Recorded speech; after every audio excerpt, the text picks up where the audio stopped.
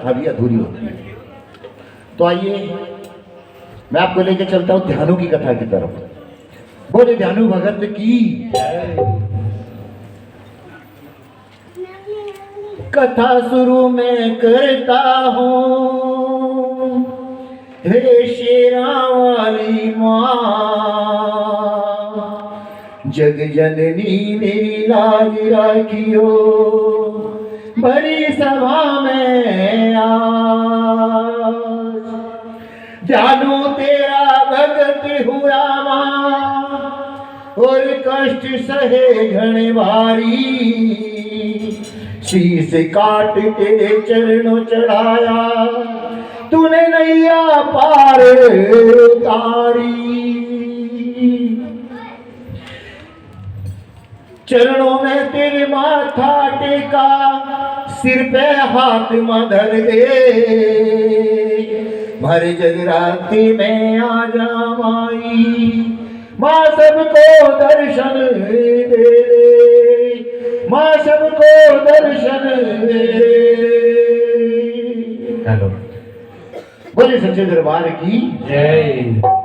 बात उस समय की है जब दिल्ली में अकबर का शासन था। अकबर दिल्ली में ही रहता था। नदौन ग्राम, नदौन एक गांव का नाम था, वहां पे ध्यानु भगत रहता था। और वो ज्वाला मां का बहुत सच्चा पक्का पुजारी था। एक रात मां भगवती ने उसको सपन में दर्शन दिए और कहा, हे ध्यानु, तुम मेरे दर्शन करने के लिए मेरे मंदिर में आओ। ध्यानु की आंख खोली और उसने ध्यान किया कि हाँ, मेरे को ये सपना दिखाई दिया कि माँ ने मेरे को अपने मंदिर में बुलाया है। अब उसने अपने सभी संगी साथी से कहा कि भाई मैं ज्वाला माता के दर्शन करने के लिए जाऊंगा। संगी साथी बोले, भाई मैं भी चलूंगा। वो बोला मैं भी चलूंगा। करते करते हजारों की संख्या में से साथी जुड़ जाते हैं, भगत जुड़ जाते हैं, और ध्यानु भगत अपने संगी साथियों के साथ मां के दर्शन के लिए चल देता है। अब जैसे ध्यानु दिल्ली पहुंचता है, क्योंकि रास्ते में दिल्ली पड़ती है, जैसे दिल्ली पहुंचता है तो अकबर के सैनिक इतनी संख्या में देखते हैं कि भाई ये कहां जा रहे हैं, ये कहीं हमला तो नहीं करेंगे, कहीं कोई बात तो नहीं। तो उन्होंने ध्यानु को पकड़ लेते हैं और अकबर के सामने पेश कर देते हैं। अकबर पूछता है, भाई तुम कहां जा रहे हो? अकबर पूछता है, तुम कहां जा रहे हो? तो ध्यानु भगत बोलते हैं कि मैं ज्वाला माता के दर्शन करने के लिए जा रहा हूं।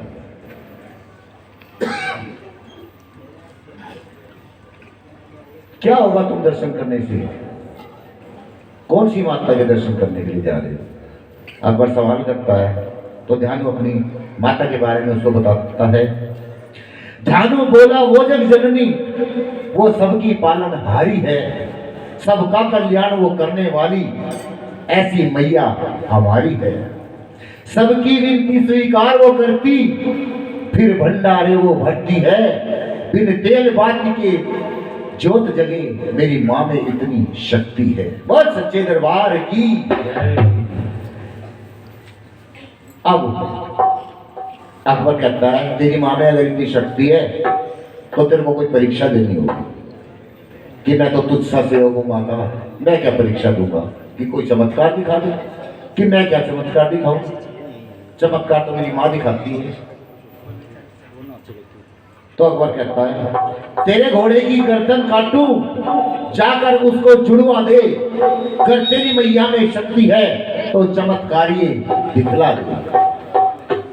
और कहकर अकबर ने ध्यानु के घोड़े की गर्दन को काट दिया और कहता है कि जा, तो अगर मां का सच्चा पुजारी है और तेरी मां में इतनी शक्ति है तो अपने घोड़े की गर्दन जुड़वा दे, तब मैं मानूंगा कि हाँ तेरी मां में शक्ति है।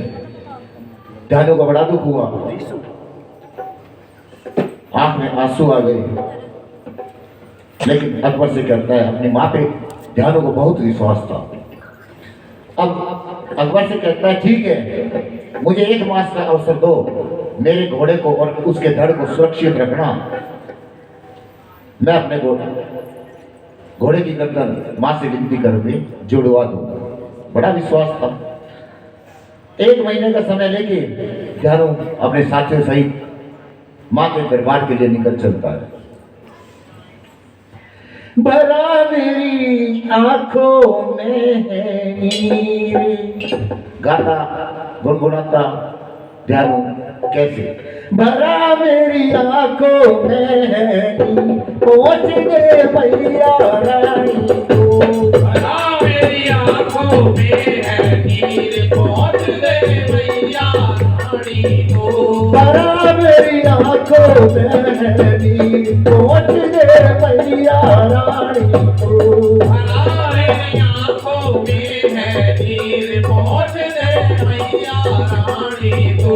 पहुंच गए भैया रानी तू, पहुंच गए भैया रानी तू। भरा मेरी आंखों में है नीर, पहुंच गए भैया रानी को। इस तरह ध्यानु गाता गुनगुनाता आंसू पूछता हुआ माँ के दरबार में पहुंच जाता है और वहां जाके ध्यानु सारी रात माँ का गुणगान करता है जैसे हमने किया है। सुबह आरती का समय होता है तो माँ से कहता है, हे माँ आप तो अंतर्यामी हैं, आप तो सब कुछ जानती है माँ, आप तो जगत जननी है, मेरे घोड़े की गर्दन जोड़ दो माँ। पर माँ उसकी फरियाद नहीं सुनती तो ध्यानु का धैर्य खो जाता है और तलवार निकालकर अपना शीश काट देता है। तभी माँ भगवती माँ प्रकट हो जाती है और ध्यानु का शीश हाथों हाथ लेकर ध्यानु को जिंदा कर देती है। ध्यानु का शीश जुड़ते एक आवाज आती है, ध्यानु के मुख से निकलती है, अगर किसी को पता है तो मेरे को बताए, हमारे महंत जी उसको खजाना देंगे। क्या सच्चे दरबार की जय। जो सच्चे दरबार का जयकारा है वो ध्यानु के मुख से निकला हुआ है, उसके बाद ही यह जयकारा हम लोग लगाते आए हैं। उससे पहले यह जयकारा कभी नहीं लगता था। खजाना दे लो। अब माँ ध्यानु से कहती है, हे पुत्र जाओ और देखो मैंने तुम्हारे घोड़े की गर्दन जोड़ दी है और कोई वरदान मांगो। तब ध्यानु कहता है, हे माँ हम भक्तों की इतनी कठिन परीक्षा आप ना लिया करें, क्योंकि हर एक इंसान आपको शीश के बलिदान नहीं दे सकता।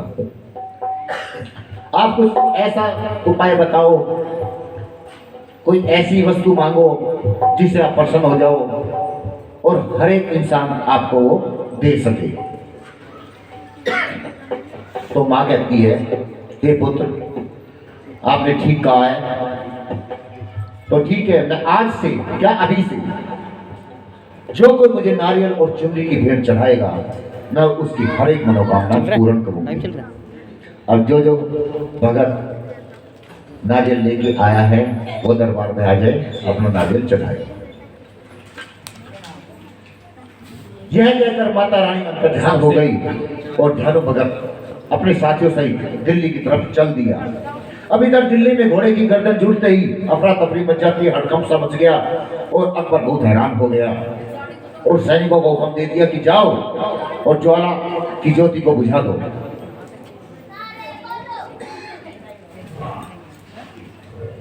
मोटे मोटे तवेशों सैनिकों ने ज्वाला माँ को ढकने की कोशिश की, लेकिन ज्वाला तो ज्वाला थी, माँ तो शक्ति थी, शक्ति स्वरूपा तवे फाड़ कर ज्योति निकल आती है और फिर दिखाई देने लग जाती है।